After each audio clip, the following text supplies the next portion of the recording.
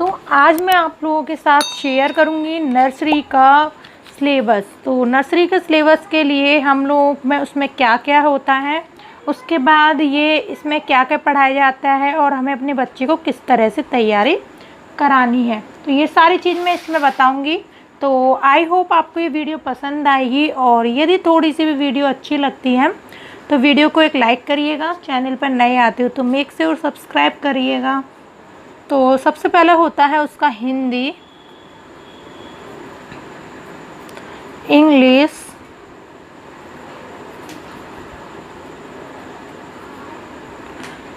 Math, GK और concept.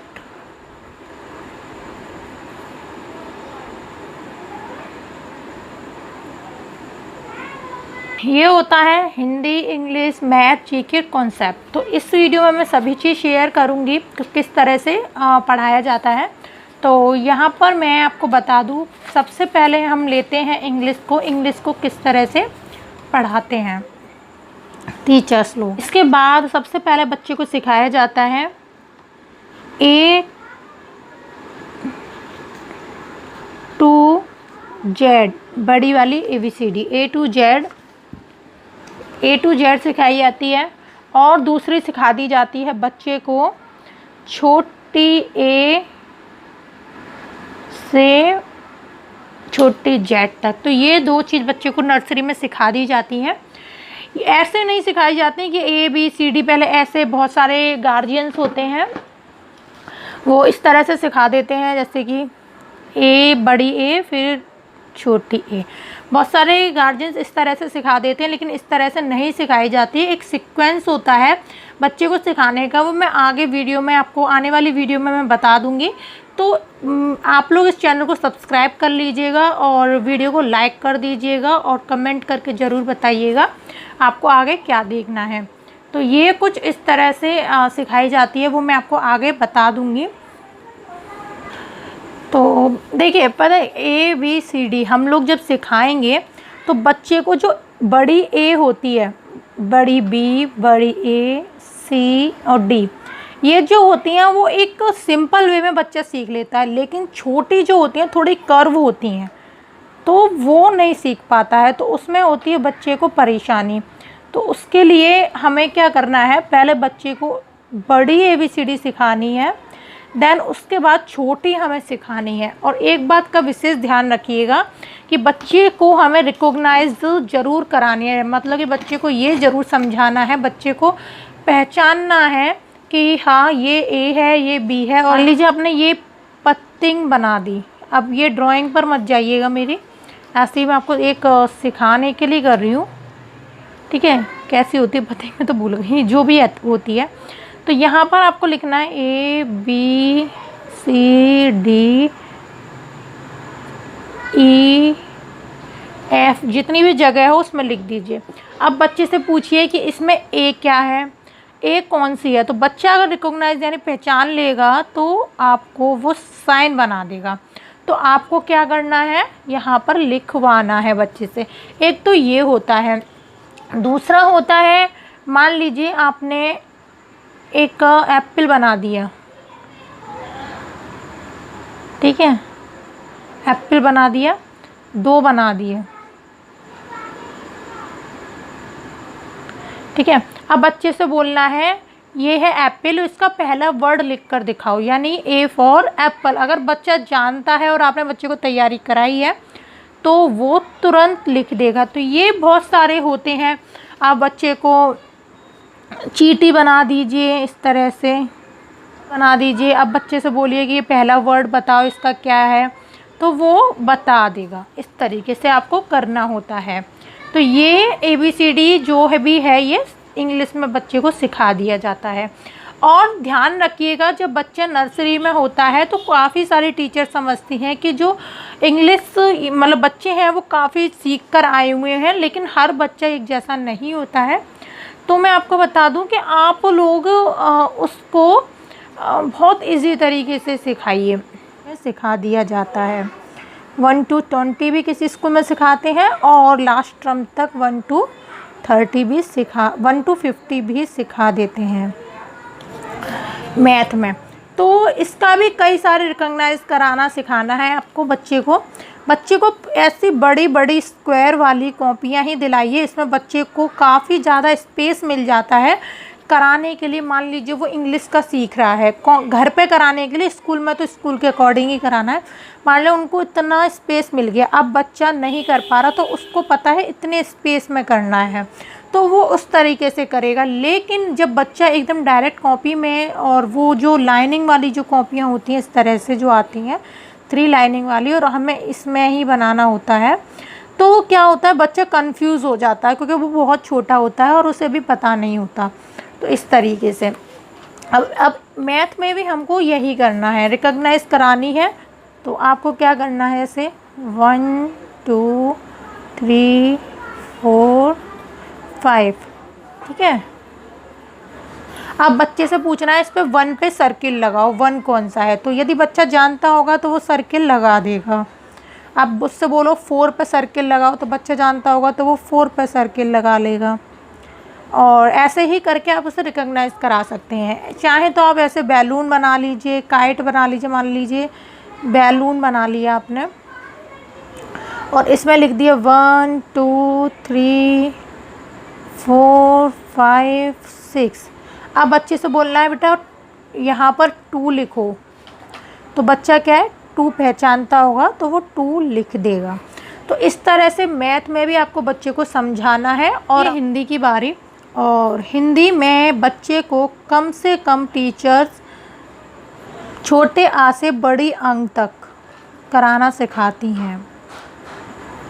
बड़ी अंक तक ईज़िली मैम सिखा देती हैं नर्सरी क्लास में। यानी आपको बच्चे को इतनी तैयारी करानी होती है।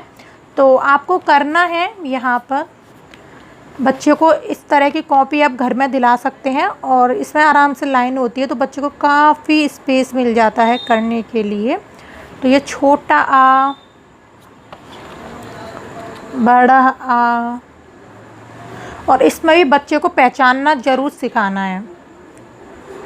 इसमें बच्चा बहुत कंफ्यूज होता है क्योंकि इसमें सेम शब्द होते हैं, जैसे छोटा आ बड़ा आ सेम है, छोटी ई बड़ी ई सेम है, तो काफ़ी बच्चे को कन्फ्यूज़न होती है। तो इसमें भी आपको बच्चे को कैसे रिकॉग्नाइज कराना है, जैसे कि आपने बना दिया आम, आपको फाइंड आउट करना है, बच्चे को ने मतलब निकालना है, उसके बाद यहाँ लिखना है। तो यहाँ पर क्या है, बड़े आ से आम, तो ऐसे करके करना है।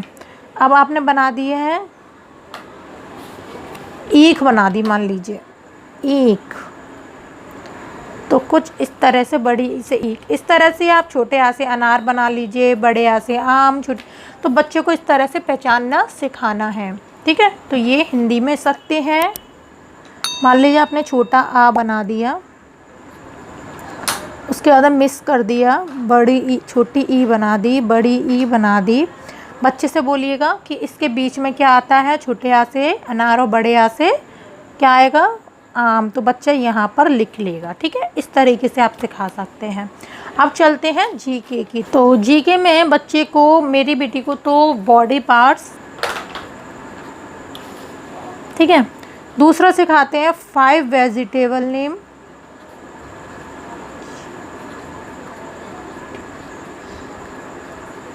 वेजिटेबल नेम सिखाते हैं।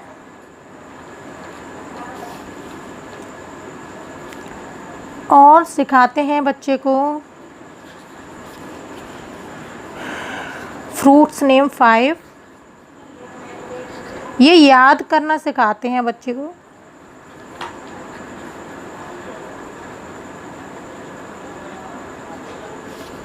Fruits name,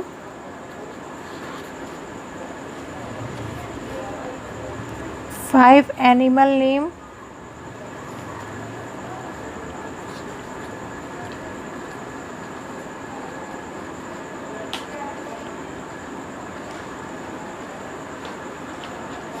five animals name.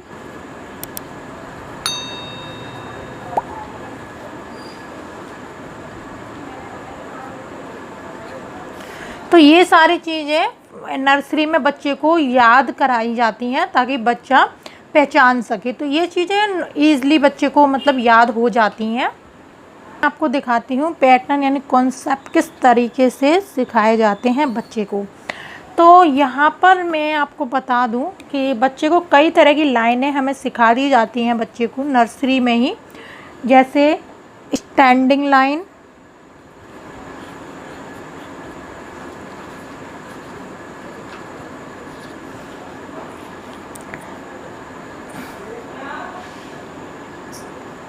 Sleeping line,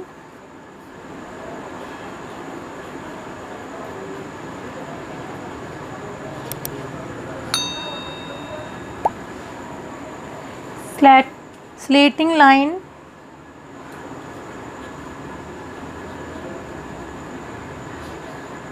slant line,